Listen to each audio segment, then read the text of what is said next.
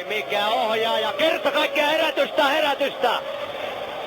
Ei näytetä Schumacheria varikolla, se kestää muuten pitkään! Erittäin törkeää suorastaan itävaltalaisen jarruttelua. Häkkinen näyttää oikeutetusti itävaltalaiselle lumilinkomiehelle, että tieltä pois. Alppien jotlaajat sivuun. Mutta Mika Häkkisen suoritusta ja nousua tuonne kärkeen odotamme kuin kissa-aamupuuroa. Ai voi harmin paikka! Häkkinen kolmas! Suudan on se, joka saa Kotti-Hameineen siirtyä sivumalle. Vedetään kaikki hehkutukset takaisin, mutta onpa merkillinen kuvio. Erkki Mustakari, mitkä ovat taktiset kuviot? Hyvää huomenta Suomi, Mikan kisa on ohi. Harmillis. Voi kurjuus, ei voi muuta sanoa, hyvät katselijat.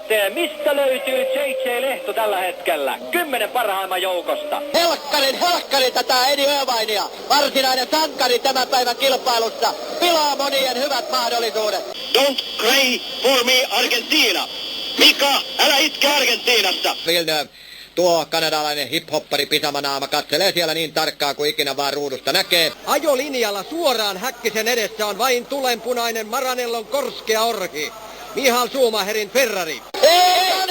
Damon Hill on tehnyt virheen. Häkkistä on pakko varoa viimeisten minuuttien aikana. Hän on ennenkin päässyt yllättämään Schumacherin ikään kuin housut jalassa. Tai housut nilkassa. Hänen autoonsa pistettiin 70 litraa polttoainetta. Koko operaatio kesti 7,5 litraa. Keke Roosberg, MTV3-kanavan ahkera kommentaattori silloin tällöin. Kerran vuodessa vähintään hän on äänessä ja avustaa meitä monin eri vaihein. Schumacher yrittää kaikin keinoin ja Häkkinen yrittää myös pitää paikkansa. Pystyykö hän? Ai, ei pysty. Ja nyt Schumacher ulos. Hyvä Häkkinen. Loistavaa taistelua, Mika. Sympaattinen kanadalainen lökäpöksymies Jack Villeneuve ymmärtää naiskauneudesta kaiken mahdollisen. Viimeisellä kierroksella, viimeisessä mahdollisessa kohdassa Häkkinen tulee ja näyttää närhien pelivälineet kaikille muille. Kun auto pysähtyy, niin letkumiehet saavat turvottua härvelinsä kiinni ja löröttävät sen, mitä löröttävät sinne. Ja sen jälkeen letkumiehet panevat jälleen tuon kannen kiinni. Huikea tilanne, happi loppuu täältä selostuspisteestä jo tässä vaiheessa. Tuo Arrows on nopea auto, siihen saimme ennusmerkit perjantaina. Eilinen päivä meni kyllä niin kuin lähinnä. Tekisikö mieli sanoa mitä puristellessa? Tumpeloidessa koko päivä. Siinä he ovat sitten peräkkäin ja heidän takansa tulee sitten Mika Salo, joka on nälkäinen kuin naaras pupu. Eddie Irvine, ei vaan Eddie Jordan. Jordan tallin päällikkö siellä. Erikoiset, uudet, designatut pulisongit. Villeneuven viimeisimmät valloituksethan tulevat tuolta viihteelliseltä puolelta. Miesten lehti Playboy.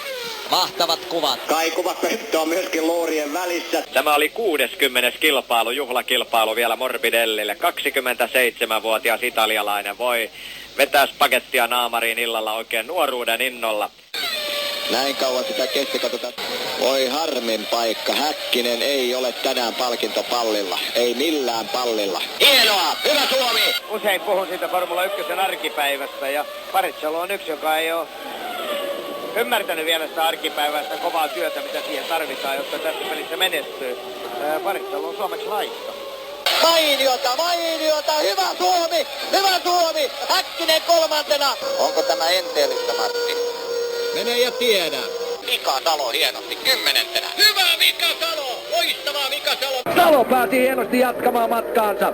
Olihan dramaattinen startti, Salo on kolmantena, mieletön startti Mika Salolta, hän sai aivan unelmallisen räjähtävän lähdön.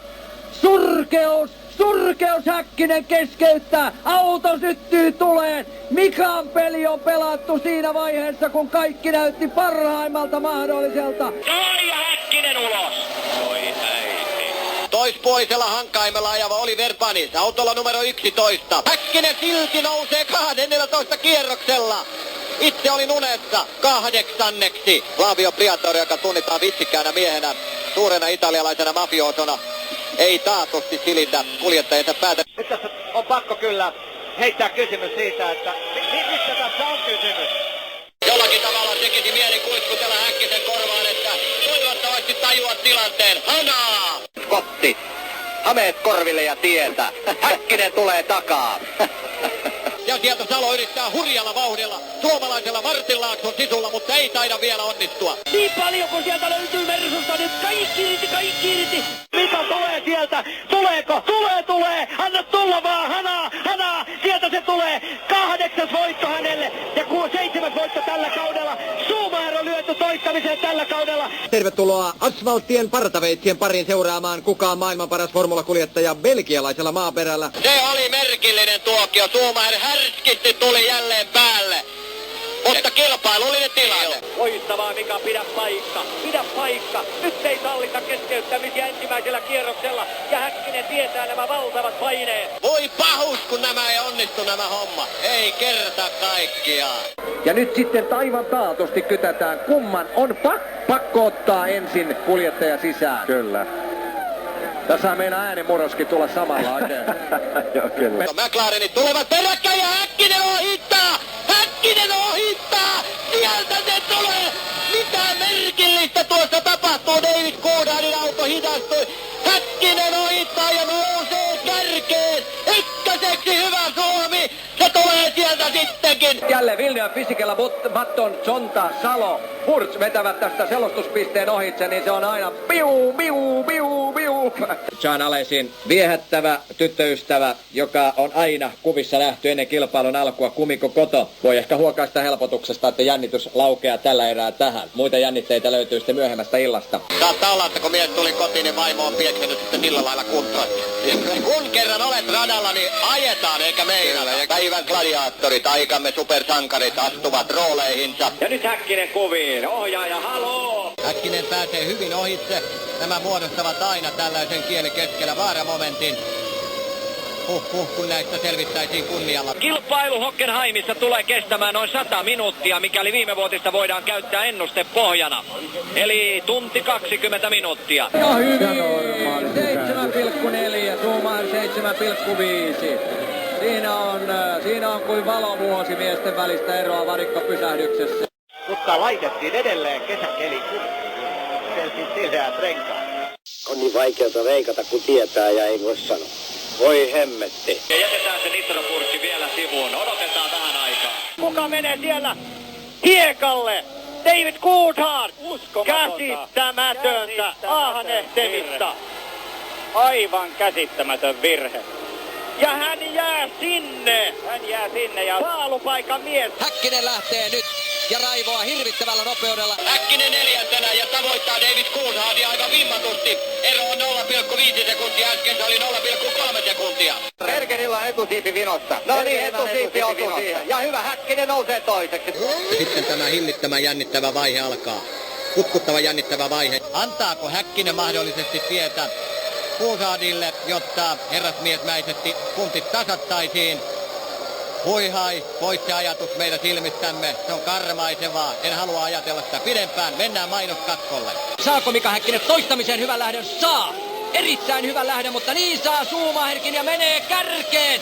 Häkkinen saa itse asiassa erittäin huonon lähdön.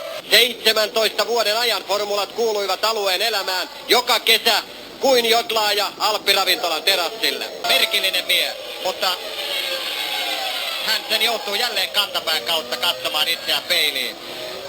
En tiedä miten se on mahdollista kantapään kautta katsoa itseään peiliin, mutta Alesi tulee lähelle ja pääseekö ohi? Surkea ohjaustyöskentelyä. Tämä mies on varmasti tyytyväinen. 305 kilometriä on keskituntinopeus. Hillitty vaalea suomalainen tyylikkään taistelijan karismaattisuuden hankkinut Mika on asettanut elämän tärkeimmät asiat jo kauan sitten järjestykseen. Ja nyt sitten viimeinen kolmannes, jossa on niin ikään vaikeita sikaanimutkia. Viimeinen kolmas, kädet käyvät viuhtoen tuolla sisällä. Yksi näiden etelän mies huidot. Siellä menee Häkkinen ja pahtaa. Oi, Coulthard onneksi. No joo, ei nyt sanota niinkään, mutta Coulthard. Erkki Mustakari seuraa tapahtumia varikolta käsin. Sormi jälleen siellä, missä pitää. Siinä David Coulthardilla jälleen niin sanottu sussujarru. Oikein etupyörä lukkiutuu. Tulee kuviin samalla, siinä joku torttuhousu. Tuossa oli vielä nuo Häkkisen jarrutusjäljet, sitten tullaan tuonne katse, niin se on, taipuu vaikeasti, mutta taipuu kuitenkin. Kaunis ja nopea kansa me ollaan, mutta laulamaan meistä ei ole. Päivän kovan työn tehnyt Giancarlo Tuklausilma Fisichella. Siinä se vaan on.